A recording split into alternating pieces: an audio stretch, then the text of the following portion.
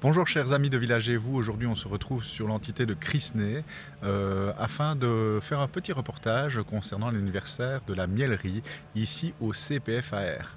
On vous en dit plus ici dans la vidéo. Nous sommes à Crisnay et en fait à Crisnay parce qu'ici passe une manifestation très particulière organisée par le Centre provincial de formation agriculture et réalité. Et nous sommes avec Maxime Crom, son directeur, et nous allons un peu parler de cette manifestation parce qu'elle englobe beaucoup de choses, différents aspects, et d'abord les 10 ans de la mielerie. Tout à fait, les 10 ans de la mielerie, donc voilà une belle success story, mais surtout un outil utile pour les apiculteurs. Et parce qu'au départ, c'est aussi une belle histoire, c'est la requalification d'un projet avec cette remorque qui a été redéveloppée au sein des services provinciaux et avec le but de venir en aide aux apiculteurs et au secteur de l'apiculture. Avec quelque chose d'assez pratico-pratique, c'est quand on a quelques ruches, qu'on se lance en apiculture, une des étapes de l'apiculture, c'est pouvoir avoir son miel. Les apiculteurs, c'est leur fierté de pouvoir avoir son petit peu de miel qu'on donne à la famille ou parfois de le vendre pour quelques petits sous. Et donc cette étape, c'est de pouvoir extraire le miel des cadres qui se trouvent dans les hausses, qui est un peu le grenier où les abeilles mettent leurs réserves, leur surplus de nourriture. Et donc, c'est d'avoir créé un outil qui prend tout ce qui est nécessaire pour extraire ce miel des cadres des ruches. Et voilà, cette étape, c'est une étape qui nécessite un endroit aux normes agroalimentaires, parce qu'on va jouer avec de la nourriture, on va extraire de la nourriture qu'on va consommer, et qui est nécessaire aussi avec l'espace pour le faire, avec tous les outils pour extraire, avec notamment une grande centrifugeuse qui s'appelle un extracteur et qui coûte quand même un certain prix, plusieurs milliers d'euros.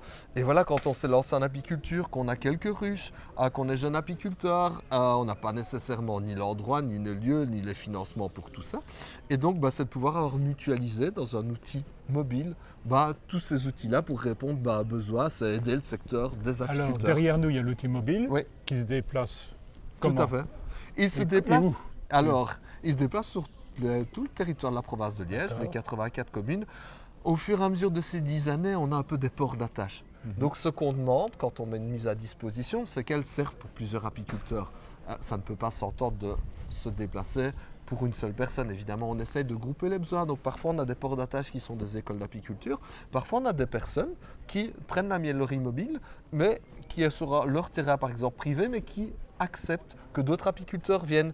Et ça crée un peu des ports d'attache, ça crée aussi des liens entre les personnes, parce que c'est ça aussi. C'est de la rencontre, c'est de l'échange, c'est des gens qui viennent sur une même thématique.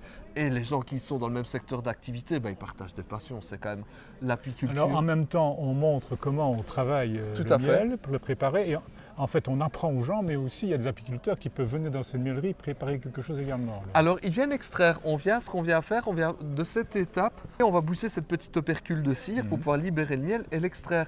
Donc ce qu'on vient faire comme étape dans cette mielerie, c'est arriver avec ces cadres, et de ces cadres, on va repartir avec du miel en seau. Et là, l'étape après de maturation, là, se fait chez l'apiculteur lui-même, parce que ce ne serait pas possible, vu le nombre d'apiculteurs, de pouvoir mettre en place tout un système de maturation. C'est juste impossible. Et donc voilà, c'est une belle petite success story, parce que dans les belles années, les plus belles années, là on est sur une très belle année, celle-ci, la météo est avec nous, mais la saison a bien commencé, on touche presque 150 apiculteurs par an qui viennent pour plusieurs extractions. Aujourd'hui par exemple, vous avez une apicultrice qui travaille dans votre atelier que vous avez installé. Tout à fait, donc voilà, on avait envie que les gens voient, donc on a une apicultrice qui vient régulièrement, qui vient plusieurs fois par année, qui est en train de réaliser une extraction pour montrer au grand public comment ça se fait. C'est la ferme Watrin. Tout à fait. C'est un atelier déjà assez important en fait. Alors effectivement, donc l'atelier mielerie mobile a été, quand on est arrivé dans ces lieux ici, dans ce site de Crisnay en mai 2023, a été développé une mielerie fixe pour complémenter la version mobile pour faire face à la demande. En fait, on ne s'en sortait plus avec un atelier. C'est saisonnier le miel et tout le monde veut extraire son miel en même temps parce qu'on arrive au même moment. Alors certains types de floraison nécessitent une extraction plus rapide pour ne pas que le miel se cristallise. Ceux qui ont du colza, on doit extraire assez rapidement pour ne pas que le miel se fige et voilà, des difficultés. Oui. Et donc ici, voilà, on a quelqu'un qui est en train d'extraire pour le moment de la ferme Ouattara, qui vient de Juprel. Voilà. Et donc, au quotidien, voilà, on a différents types de personnes qui viennent sur site parfois de l'ensemble du territoire de la province de Liège. Et parfois, on est en déplacement aussi. En fait, c'est un petit peu modulaire. Parfois, si les gens ont besoin, ils viennent ici sur site. On est quand même bien situé ici à Crisnay, en bord d'autoroute, facile d'accès. Et en fait, aujourd'hui, le 18 juin, vous avez invité aussi des différents types de partenaires. Tout à fait. Donc, la mielerie mobile, c'est un des pôles qu'on investigue dans notre sorte de formation, dans notre pôle apiculture. Notre pôle apiculture se décline par des ruchers pédagogiques qui se trouvent notamment à l'Insectarium d'Hexapodin ou dans le château de Jeuet ou ici sur notre site de Crisnay où on peut découvrir ce jour notamment une ruche cheminée qui est faite pour pouvoir voir les abeilles au plus près dans la ruche, mais qui se décline aussi par des conférences, sur des thématiques actuelles au niveau de l'apiculture. Et voilà, ces 10 ans étaient aussi le but de mettre en avant des partenaires, des gens du secteur de l'apiculture. Donc aujourd'hui, voilà, on a par exemple quelqu'un qui s'occupe au niveau du frelon asiatique, de l'éradication avec Geb Geb, qui a aussi amené toute une exposition sur l'abeille et un peu les tenues pour montrer aux gens à quoi ça correspond. On a le CARIC qui est l'organe de référence en matière d'apiculture, de recherche apicole, qui investigue énormément sur le frelon asiatique aussi, sur des pièges. On a Hexapoda qui est un des partenaires du CPFA depuis de nombreuses années. On a des Russes installés là-bas. Hexapoda se développe très fort d'ailleurs. Tout à fait, ils viennent de faire un magnifique jardin, un développement du jardin. Et dans la magnifique développement, il y a un rucher pédagogique. Ce rucher est entretenu par nos soins. Donc on a des collaborations qui sont assez chouettes. On a Jean-Marie Oyou. Voilà, Jean-Marie Oyou, c'est le Clos des Abeilles de Terroigne. Le Clos des Abeilles de Terroigne, c'est notre partenaire un peu technique à l'installation de la mielerie il y a 10 ans, qui nous a coachés, qui nous a un petit peu donné un petit peu plein de choses, plein d'idées, plein de savoir-faire avec 50 ans d'apiculture. Voilà, il en connaît. Vous m'avez dit aussi que vous avez un technicien assez remarquable, il s'appelait Marc Bolly, je pense. Tout à fait, donc c'est qui fait partie de l'équipe, c'est la personne qui a développé en grande partie tout cet atelier mobile ici et qui lui est chargé d'apiculture à la province de Liège et était bien au courant des besoins en apiculture et on a la chance d'avoir des gens qui sont doués de leurs mains et qui a permis la requalification de cette, je disais que c'était une belle histoire, c'est ça, on a requalifié une remorque et on l'a réaménagée pour en faire un outil utile pour un secteur. Alors, sur ce site, il n'y a pas que l'apiculture, il y a aussi d'autres aspects. On voit des vignes. Là. On a ce joli site ici sur Crisnay et ce site, il y a des espaces verts. Ces espaces verts, quand on est arrivé ici, dans la vision stratégique de la province de Liège, c'était de pouvoir complémenter des formations théoriques par des espaces pédagogiques et de pouvoir y développer ces espaces verts. Donc ces espaces verts, y retrouver effectivement des ruches, un jardin potager. Pourquoi? Parce qu'on développe des formations sur la création de potager. On a l'exemple qu'on est en train de faire en cours avec la formation. Oui, je vois qu'il y a un chemin d'ailleurs qui y mène. Tout à fait, donc voilà. Que vous avez planté différentes voilà, et on a développé ici... de légumes et autres. Et tout à fait, et ici on fait de l'agroforesterie aussi, on a planté beaucoup de fruitiers. Des fruitiers, des anciennes variétés qu'on retrouve en SB, on voulait que ça ait du sens ici. On voulait réinvestiguer sur des anciennes variétés qu'on ne retrouve plus nécessairement, mais qu'on voulait remettre ici.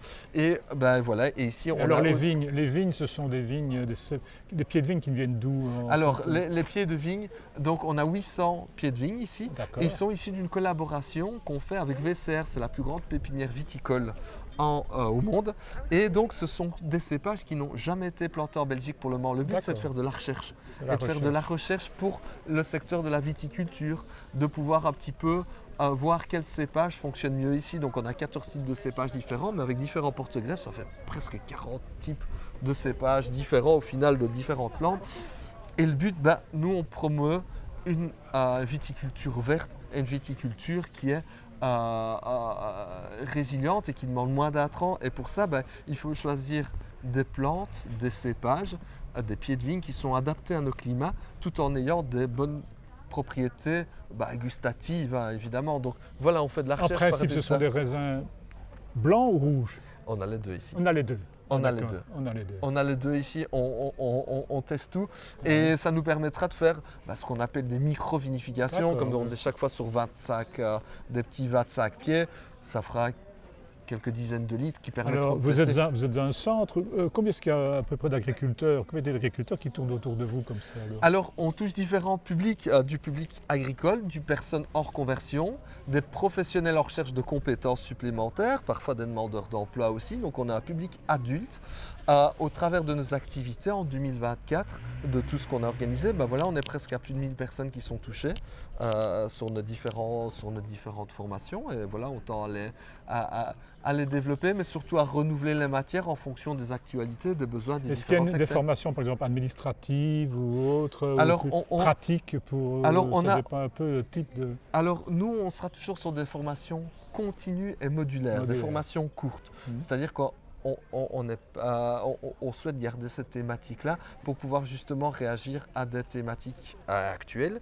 Et donc, on peut avoir aussi des formations qui sont plus techniques, plus administratives. On va par exemple apprendre aux agriculteurs comment on communique sur les réseaux sociaux, comment on communique sur une page, comment on peut un petit peu générer du contenu, ce genre de choses. On va un peu développer aussi tout ce qui est des créations de webshops. L'intérêt de ce côté-là pour les producteurs locaux, c'est quelque chose qui se développe énormément.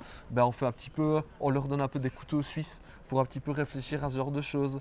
Voilà, on a pas mal de choses aussi qui sont en développement, comme par exemple des formations liées à Odoo, au développement de toute une activité. Donc ça peut aller vraiment de cours qui vont autant pour les jeunes pour le permis tracteur que des animaux en élevage, comment on entretient le parage bovin, comment on manipule les animaux de contention, des formations pour les agriculteurs en ferme, un pôle apiculture, un pôle conservation fruits et légumes, un pôle viticulture, et avec toujours une essence derrière pour une agriculture plus verte, plus résiliente, et surtout sur des modalités. Est-ce qu'il y a un actuelles. site sur lequel l'agriculteur peut trouver ces renseignements? Tout à fait, www.province-de-Liège/CPFAR.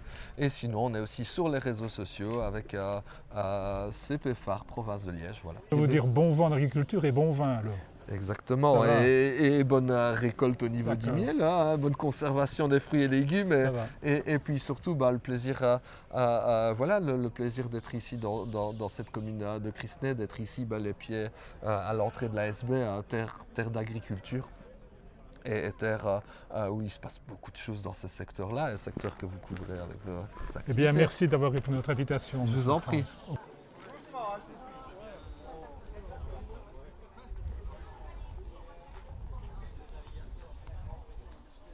Ça veut dire ça en France mon collègue, j'ai, il avait ça en vacances. Ah, il l'a fait, oui.